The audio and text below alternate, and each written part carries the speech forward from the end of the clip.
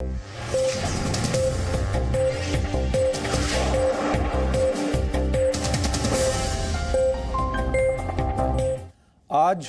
आप सब लोगों के लिए एक बहुत बड़ी खुशखबरी है और आज हमारे शहीदों की आत्मा को भी थोड़ी शांति जरूर मिली होगी। आज हमारे शहीदों के परिवारों को संतुष्टि मिली होगी क्योंकि हमारे जवानों ने कश्मीर में आतंक के एक बड़े चेहरे का नामो निशान मिटा दिया है। आतंकवादी संगठन हिजबुल मुजाहिदीन का आखिरी बड़ा कमांडर रियाज नाइकू आज मारा गया है। रियाज नाइकू का एनकाउंटर सुरक्षा बलों के लिए कितनी बड़ी कामयाबी है, इसका अंदाजा इसी बात से लगाया जा सकता है कि यह मोस्ट वांटेड आतंकवादियों की लिस्ट में था, जिसकी तलाश पिछले 3 साल से हो रही थी। इस आतंकवादी के सिर पर 12 लाख रुपए का इनाम था। यह कश्मीर में आतंकवाद के पोस्टर बॉय बुरहान वानी के मारे जाने के बाद हिजबुल मुजाहिदीन की रीढ़ की हड्डी बन चुका था।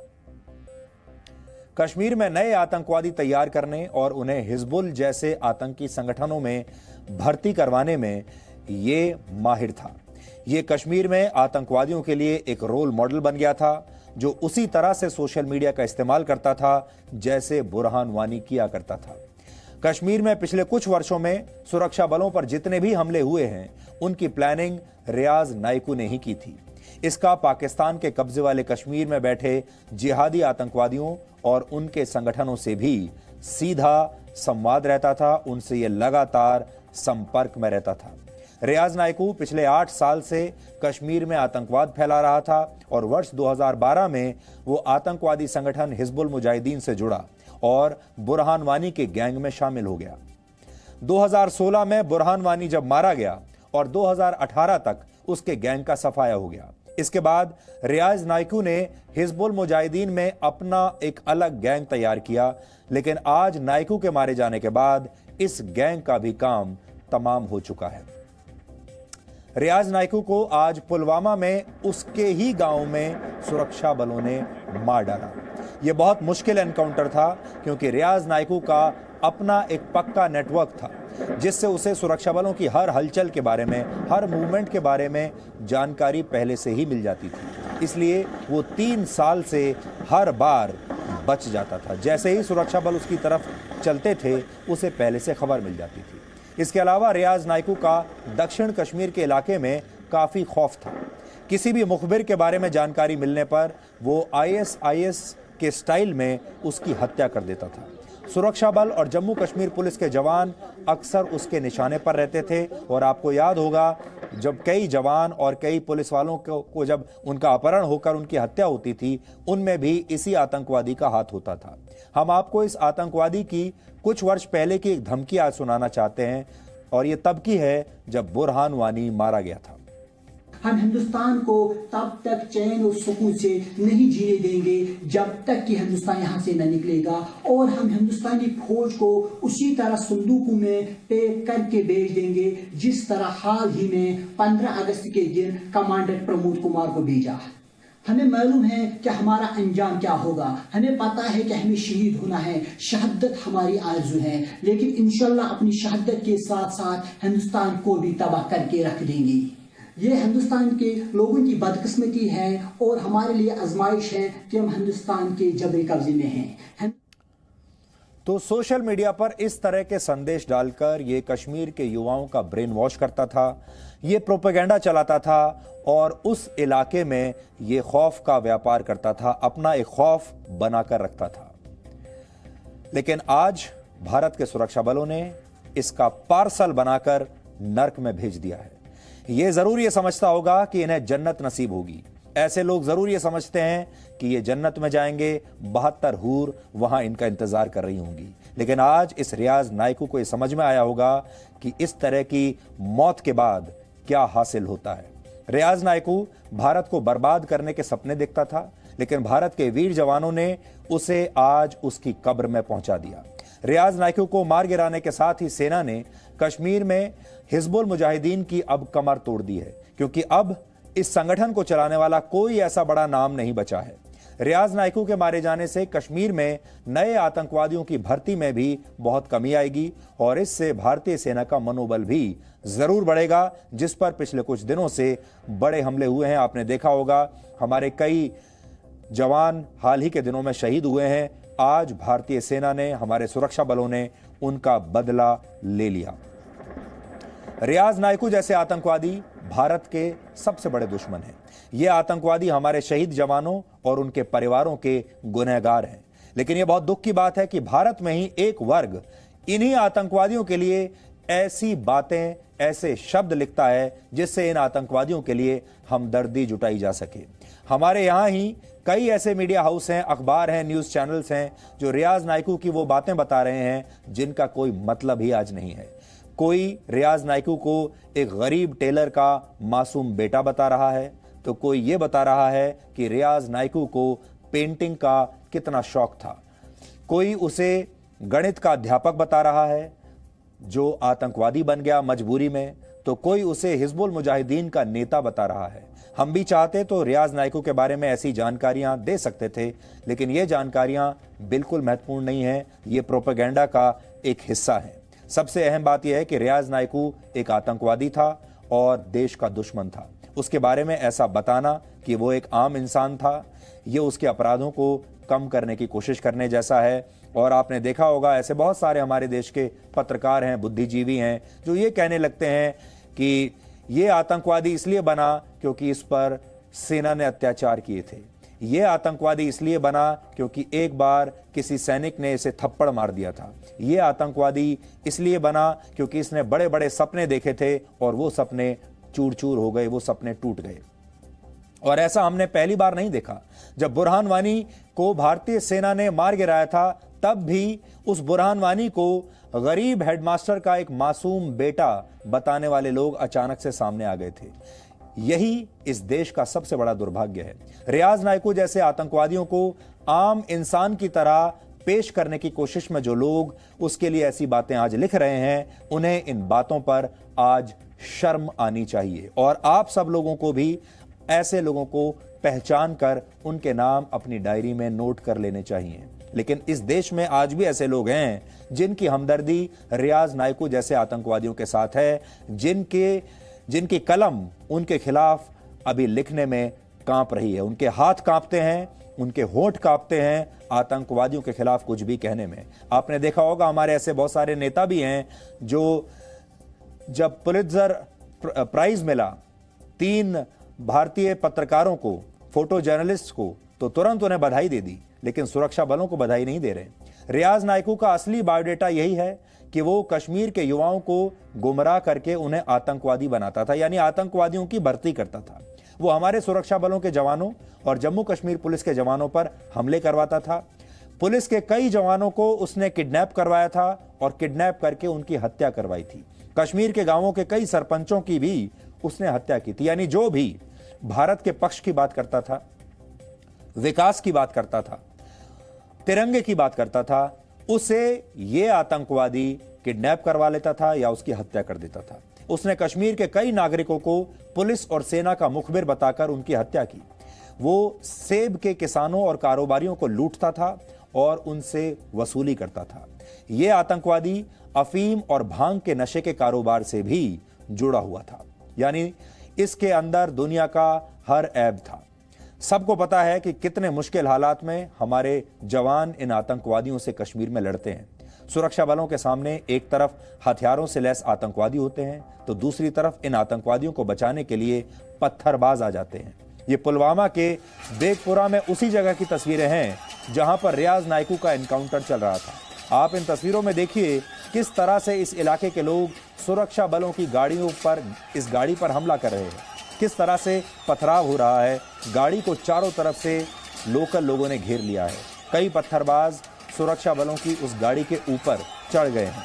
और हैरानी की बात यह है कि ये वही लोग थे जिन्हें सुरक्षा बलों ने एनकाउंटर शुरू होने से पहले उनके घरों से बाहर सुरक्षित निकाला था, जिससे इन लोगों पर कोई खतरा ना आए, इन्हें कोई चोट ना लगे। लेकिन यही एहसान फरामोश लोग बाद में सुरक्षा बलों पर पत्थर फेंक रहे थे। यहाँ सबसे बड़ी बात यह है कि इन्हीं तस्वीरों को कश्मीर में मानवाधिकार की तस्वीरें बनाकर पेश किया जाता है और ऐसी तस्वीरों से ही पुलित्जर अवार्ड भी जीते जाते हैं। इन्हीं तस्वीरों को कश्मीर का कोई फोटो जर्नलिस्ट खींचेगा इन तस्वीरों को, उसके बाद अंतर्राष्ट्रीय स्तर पर इन्हें भेज दिया जाएगा और फिर इन्हीं को बड़े बड़े पुरस्कार मिले जाएंगे और जिसमें दिए जाएंगे और फिर उसमें यह बताया जाएगा कि देखिए कितना अत्याचार हो रहा है कश्मीर के युवाओं पर। अब आपको समझ में आया होगा कि ये जो बड़े बड़े पुरस्कार हैं ये कैसे दिए जाते हैं और हम ऐसे लोगों को पुरस्कार गैंग कहकर क्यों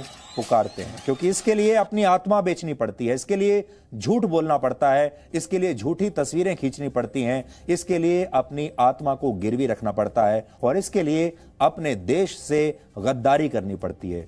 उसके बाद आपको अंतर्राष्ट्रीय स्तर पर ये बड़े बड़े पुरस्कार मिलते हैं।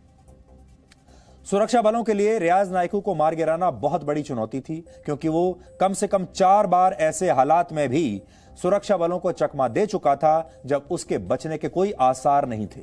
एक बार त्राल में वो सुरक्षा बलों के घेरे के बीच ही सुरंग बनाकर भाग गया था। इसलिए इस बार हमारे सैनिक उसे कोई मौका नहीं देना चाहते थे और इसी वजह से इस ऑपरेशन को सेना, सीआरपीएफ और जम्मू कश्मीर के बड़े अधिकारी खुद मॉनिटर कर रहे थे। लगातार मॉनिटरिंग हो रही थी और हम आपको इस एनकाउंटर की कुछ इनसाइड स्टोरी भी आज बताना चाहते हैं। पिछले 3 दिन से सुरक्षा एजेंसियां रियाज नायकू का पता लगाने में जुटी थी।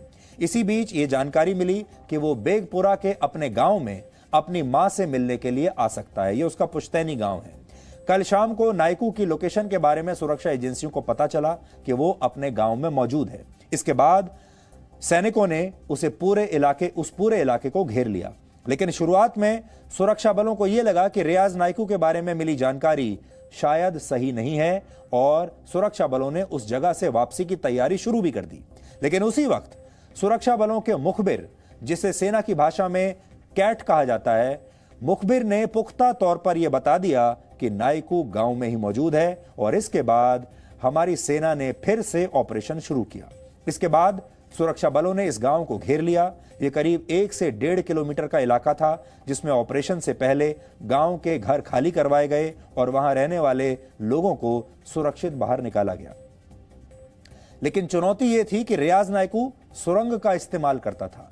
सुरक्षा बलों को यही शक था कि कहीं इस बार भी यह किसी सुरंग का इस्तेमाल करके भाग न जाए। इसलिए 3 जेसीबी मशीनें मंगवाई गई और रात भर इस इलाके में अलग अलग जगहों पर उस सुरंग को ढूंढने के लिए खुदाई की गई। रात भर खुदाई चली। इसी बीच सुबह होते होते सुरक्षा बल उस घर के बहुत करीब तक पहुंच गए जहां यह आतंकवादी छुपा हुआ था। लेकिन जैसे ही सुरक्षा बल उस घर के करीब पहुंचे, रियाज नायकू और उसके साथियों ने फायरिंग शुरू कर दी। सुरक्षा बलों ने इसके बाद उस घर को ध्वस्त कर दिया।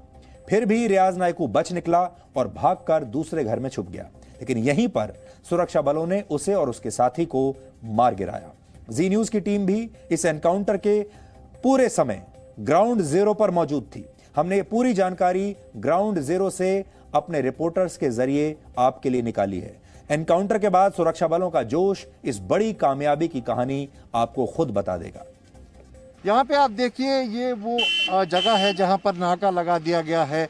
यहाँ से आगे जाने की किसी को अनुमति नहीं दी जा रही है। हम कोशिश करते हैं कि सुरक्षा बल के लोग जो है हमसे अगर बात कर सकते हैं, उनसे बात करते हैं। सर 2 मिनट इस ऑपरेशन के बारे में। शुक्रिया। पूरा ताउन रहा लोगों का, हर चीज़ें बढ़िया रही। रियाज नायकू का मारना कितना बड़ी सफलता है। नहीं, देखिए क्या है कि हमारे पीआरओ होते हैं वो पूरा देंगे आपको। फिर भी एक शब्द, मतलब इतना बड़ा सक्सेसफुल ऑपरेशन आपने किया है आज। चीज़ें सर लोगों का कैसा वहाँ पे तालमेल रहा? हर चीज़ें लोगों के ताउन से ही हम लोग अमल लाने की कोशिश कर रहे हैं। लोगों के बगैर ताउन क्या मुमकिन नहीं है। आपको लगता है ये इसके बाद से मिलिटेंसी की बैकबोन टूट गई है कश्मीर? ऐसा तो हम अभी आपको जवाब हम नहीं दे सकते, क्योंकि इन चीज़ों की लिए हमारे ऑफिसर्स ऑथराइज्ड हैं। हम लोग इसके लिए नहीं हैं ऑथराइज्ड बोलने के लिए। शुक्रिया। आप देखिए, ऑपरेशन के बारे में ये कुछ भी बोलने के लिए तैयार नहीं है, लेकिन इतना ज़रूर है कि कहते हैं कि यहाँ पर अमन लाने के लिए ये सब काम जो है किए जा रहे हैं। रियाज नायकू के मारे जाने से जो है हिजबुल मुजाहिदीन मिलिटेंट संगठन को एक बहुत बड़ा धक्का लगा है, क्योंकि वो सारी जो बागडोर है हिजबुल मुजाहिदीन की कश्मीर घाटी में संभालता था। कैमरा पर्सन इरफान मंजूर के साथ खालिद हुसैन, जी मीडिया, अवंतीपोरा।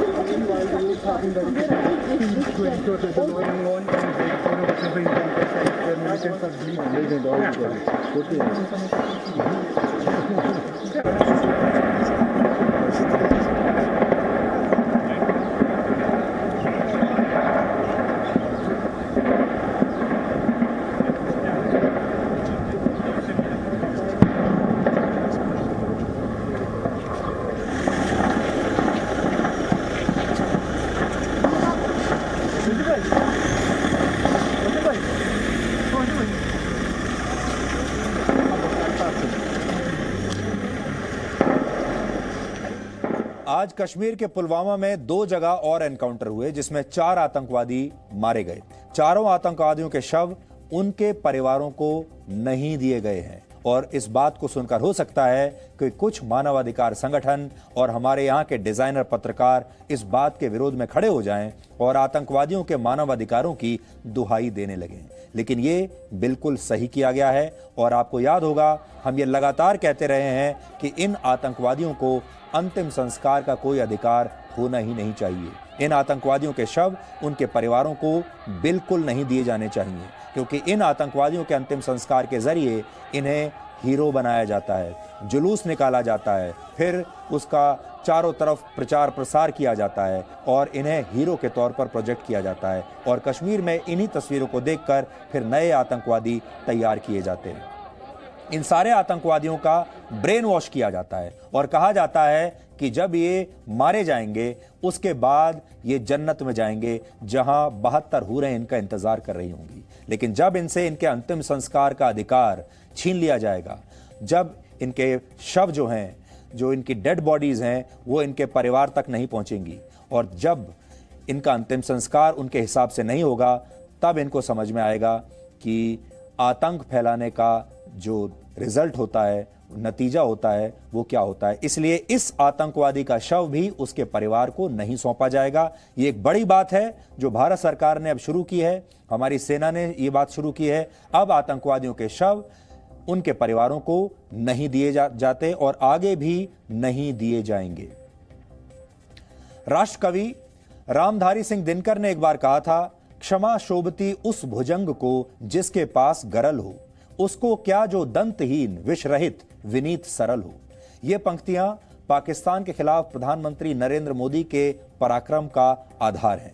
ये बदला हुआ भारत है, ये नया भारत है और बदला हुआ भारत आतंकी हमले के बाद बातचीत करने में समय बर्बाद नहीं करता, पाकिस्तान को डोजियर पर डोजियर देने की भूल नहीं करता, सबूत देने में समय बर्बाद नहीं करता। बदला हुआ भारत अब सिर्फ बदला लेता है और बदला लेने के बाद बॉडी भी वापस नहीं करता।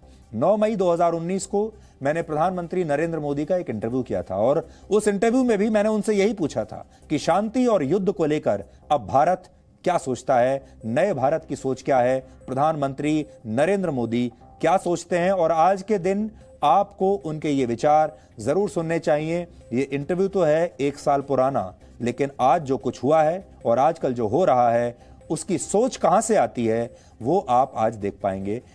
ये देखिए, आपकी असली सोच क्या है। आप शांति में विश्वास करते हैं, युद्ध में विश्वास करते हैं, दोनों में करते हैं और ये आपके अलग अलग रूप जो हैं कि अभी आपने शांति की बात की लेकिन उस वक्त आप युद्ध की भी बात सोच रहे हैं। ये स्विच ओवर कैसा है? युद्ध किसी भी समस्या का समाधान नहीं है, ये मेरा वैचारिक अधिष्ठान है। लेकिन शांति निर्बल लोगों के नसीब नहीं होती है, समर्थ को ही शांति मिलती है और समर्थ ही शांति का माहौल में कैटलिक एजेंट बन सकता है। अगर हम इस पूरे भूभाग में शांति चाहते हैं तो भारत का सामर्थ्यवान होना बहुत जरूरी है। आप सामर्थ्यवान नहीं होगे तो सिवाय अशांति आपके नसीब कुछ नहीं आएगा। क्या 40 साल से देश में आतंकवादी आए, मारते चले जाएं और हम हर बार कहेंगे भाई पाकिस्तान ऐसा करता है, पाकिस्तान। उसका मतलब जहां पर लालन पालन होता है आतंकवादियों का, जहां आतंकवादियों को दाना पानी मिलता है, वहीं पर अब हमने टारगेट करना चाहिए। तो ये नया भारत है जहां आतंकवादी ज्यादा दिन तक टिक नहीं पाएंगे और जब मारे जाएंगे तो उनके शव भी उनके परिवार तक कभी पहुंचेंगे नहीं। ये नई चीजें हैं। अब भारत बदल रहा है और आज हमें बड़ी खुशी है क्योंकि पिछले 2-3 दिन से आप सब लोग भी हमारे शहीदों के अंतिम संस्कार देखते देखते थक चुके होंगे।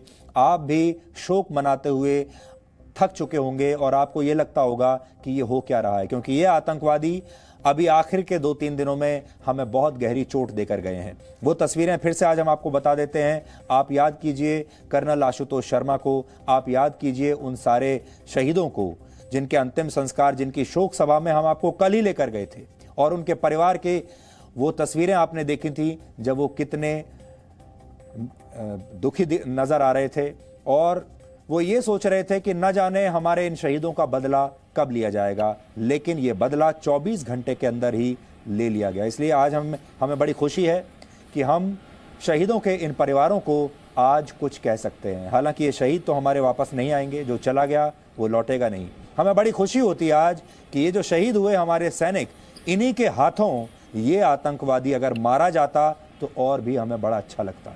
लेकिन खैर कोई बात नहीं, इनका बदला हमने जरूर ले लिया।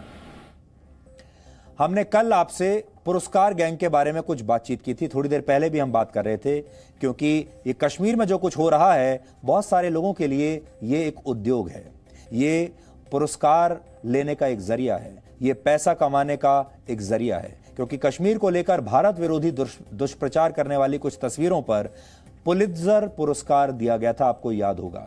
आज हम आपको सबसे पहले 4 ऐसी तस्वीरें दिखाना चाहते हैं जो दुनिया का कोई भी अवार्ड जीतने की हकदार हो सकती हैं, लेकिन उन्हें अवार्ड मिलेगा नहीं। ये तस्वीरें हमारे उन जवानों के परिवारों की हैं जो जवान कश्मीर में इन्हीं खूंखार आतंकवादियों से लड़ते हुए शहीद हो गए। पहली तस्वीर देखिए, यह हंदवाड़ा में शहीद हुए कर्नल आशुतोष शर्मा की पत्नी पल्लवी शर्मा की तस्वीर है, जो अपने पति को अंतिम विदाई देते हुए सल्यूट कर रही है। यह तस्वीर को देखिए, बड़ी स्क्रीन पर आप देखिए। क्या इस तस्वीर को कोई पुरस्कार मिलेगा? हमारा सवाल यह है। दूसरी तस्वीर देखिए, कर्नल आशुतोष शर्मा की पत्नी अपने पति की चिता के सामने तिरंगा लेकर अपने सीने से तिरंगे को चिपकाकर खड़ी हुई हैं। जज्बे की ऐसी तस्वीर दुनिया में आपको और कहां मिलेगी? क्या इस तस्वीर को कोई पुरस्कार मिलेगा? तीसरी तस्वीर देखिए, यह शहीद कर्नल शर्मा की मां की तस्वीर है, जो अपने बेटे को अंतिम विदाई दे रही हैं और सल्यूट कर रही हैं। उनकी आंखों से आंसू निकल रहे हैं। क्या 80 वर्ष की इस बुजुर्ग मां की इस भावुक तस्वीर को कोई पुरस्कार मिलेगा? और उनके पीछे देखिए, कर्नल शर्मा की पत्नी आंख बंद करके कुछ सोच रही हैं, शोक मना रही हैं। इस तस्वीर को क्या पुलित्जर प्राइज मिलेगा? अब चौथी तस्वीर दिखाते हैं। हंदवाड़ा में शहीद हुए मेजर अनुज सूद की पत्नी आकृति की तस्वीर है, जो ताबूत में रखे अपने पति के पार्थिव शरीर के पास बैठी हैं और बेबसी से देख रही हैं। क्या इस तस्वीर को कोई अंतर्राष्ट्रीय पुरस्कार मिलेगा? आज हम पुरस्कार गैंग के लोगों से पूछना चाहते हैं कि क्या यह तस्वीर किसी पुलित्जर अवार्ड के लायक नहीं है? क्यों ऐसी तस्वीरें, बहुत साधारण तस्वीरें बना दी जाती हैं और इन पर कोई बात नहीं करता? जब कोई सैनिक शहीद होता है तो सिर्फ वही बलिदान नहीं देता, उसके साथ उसका पूरा परिवार बलिदान देता है। लेकिन क्यों इन परिवारों का दर्द दुनिया में किसी और को दिखाई नहीं देता? क्या सिर्फ एक तरफा तस्वीरें ही जो एक तरफा बात बताती हैं, एक तरफा पक्ष लेती हैं, क्या उन्हीं तस्वीरों को पुरस्कार दिया जाएगा? पिछले कई दशकों में भारत के बड़े बड़े बुद्धिजीवी और बड़े बड़े पत्रकार पुरस्कार गैंग का हिस्सा बने हैं। जो लोग इनकी हाँ में हाँ मिलाते हैं, जो इनकी विचारधारा पर चलते हैं, उनके लिए कोई भी अवार्ड जीतना बड़ी बात नहीं है। ऐसे ही लोगों को अवार्ड मिलता है।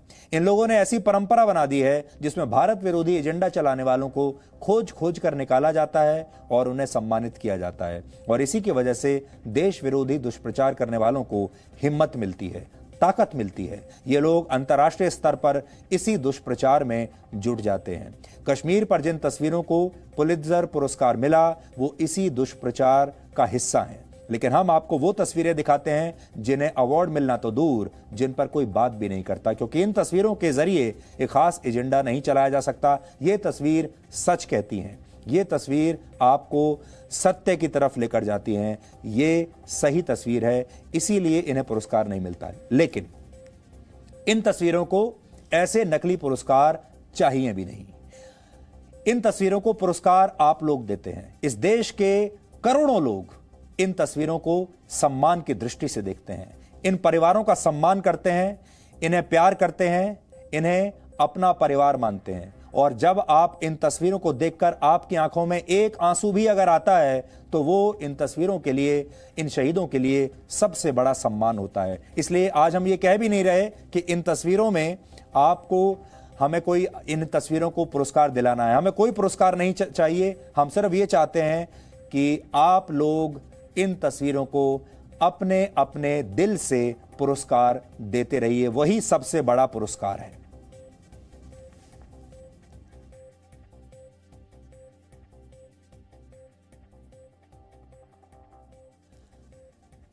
कश्मीर की ऐसी कई तस्वीरों को, ऐसी बहुत सारी तस्वीरें हैं जिसमें सेना और सुरक्षा बल लोगों की मदद करते हुए आपको दिखते हैं। ऐसी तस्वीरें आपको बहुत मिल जाएंगी जिसमें आम कश्मीरी परिवार और सुरक्षा बल के जवान एक दूसरे के सुख दुख में शामिल हैं। अभी कोरोना का संकट काल चल रहा है तो सुरक्षा बल इस मुसीबत में फंसे हर कश्मीरी की मदद कर रहे हैं। सेना और सुरक्षा बल कश्मीर के लोगों की जान बचाने से लेकर उन्हें जरूरत का सामान पहुंचाने में जुटे हैं। लेकिन आपने किसी भी अंतर्राष्ट्रीय मीडिया में ऐसी तस्वीर नहीं देखी होगी। आपने किसी डिजाइनर पत्रकार को न्यूज चैनल पर इस पर चर्चा करते हुए नहीं देखा होगा, न ही सोशल मीडिया पर कोई आपने ऐसी तस्वीरें देखी होंगी। जो तस्वीरें सोशल मीडिया पर ऐसी आती हैं उन्हें हम जैसे और आपके जैसे लोग ही पोस्ट करते हैं। आपने किसी नेता, किसी बुद्धिजीवी या किसी पत्रकार को इन तस्वीरों पर बधाई देते हुए नहीं देखा होगा, इसीलिए इन्हें पुरस्कार नहीं मिलता। अब आपको कश्मीर की एक और तस्वीर दिखाते हैं। यह तस्वीर भी आपसे एक सवाल पूछ रही है, और वो सवाल यह है, क्या इस तस्वीर को कोई अंतर्राष्ट्रीय पुरस्कार मिलेगा? यह तस्वीर देखिए, इस बच्ची को देखिए। आपको जो बच्ची दिख रही है रोते हुए, वो तस्वीर 8 वर्ष की जोहरा की है। जोहरा जम्मू कश्मीर के एक शहीद पुलिसकर्मी की बेटी है। जोहरा के पिता अब्दुल रशीद शाह की 2017 में आतंकवादियों ने कश्मीर के अनंतनाग में गोली मारकर हत्या कर दी थी। यह तस्वीर उस वक्त की है जब जोहरा को बताया गया कि उसके पिता अब जिंदा नहीं है। जोहरा उस वक्त कह रही थी कि वो अपने पिता को जाने नहीं देगी। घर वाले उसे दिलासा दे रहे थे और उसके पिता, और कह रहे थे कि उसके पिता एक दिन जरूर लौट कर आएंगे। तो जो अंतर्राष्ट्रीय पुरस्कारों की जूरी होती है, जो बड़े बड़े अंतर्राष्ट्रीय पत्रकार हैं, डिजाइनर पत्रकार हैं, बुद्धिजीवी हैं, उनके दिल इन तस्वीरों को देखकर पसीजते नहीं, क्योंकि उन्हें किसी और चीज के लिए पैसा मिलता है, उन्हें किसी और चीज के लिए रखा गया है, उनके आका कहीं और बैठे हुए हैं। लेकिन मुझे पूरा यकीन है इन तस्वीरों को देखकर आपका दिल जरूर पसीजा होगा, आपकी आंखों में जरूर आंसू आए होंगे, और यही इनके लिए सबसे बड़ा पुरस्कार है, यही हमारे लिए सबसे बड़ा पुरस्कार है, क्योंकि आप लोग ही इस देश की, इस दुनिया की सबसे बड़ी शक्ति हैं।